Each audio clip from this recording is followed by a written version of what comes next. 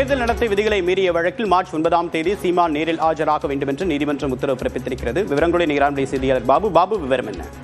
வணக்கம் தேவகிரன். அதாவது ஈரோடு கிழக்கு சட்டமன்ற தொகுதி உறுப்பினராக இருந்த EVKS இளங்கோவன் மறைவை அடுத்து கடந்த 2025ஆம் ஆண்டு ஈரோடு கிழக்கு தொகுதிக்கு 2வது முறையாக தேர்தல் நடைபெற்றது. இந்த தேர்தலில் திமுக சார்பில் VC சந்திரகுமாரும் நாம் தமிழர் கட்சியின் சார்பில் சீதாலட்சுமி போட்டியிட்டனர். இந்த சீதாலட்சுமியை ஆதரித்து நாம் தமிழர் கட்சியின் தலைமை ஒருங்கிணைப்பாளர் சீமான் பன்னீர்செல்வம் பூங்கா, மரப்பாலம், காவேரி சாலை, காலமாடு சிலை உள்ளிட்ட பல்வேறு பகுதிகளில் பிரச்சாரம் செய்தார். அப்போது காவல்துறை அனுமதியை மீறி, அதாவது தேர்தல் நடத்தை விதிமுறைகளை மீறி அதிக ஆட்களை கூட்டுவது, நேரம் தவறி பேசுவது, தெருமுனை கூட்டத்திற்கு அனுமதி பெற்று பொதுக்கூட்டமாக நடத்தியது உள்ளிட்ட 6 வழக்குகள், ஈரோடு தெற்கு காவல் நிலையத்தில் 2 வழக்குகளும், நகர காவல் நிலையத்தில் 4 வழக்குகளும் வழக்கு பதிவு செய்யப்பட்டிருந்தது.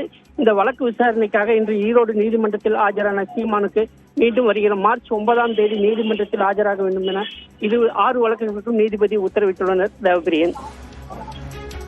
விரிவான தகவலுக்கு நன்றி பாபு.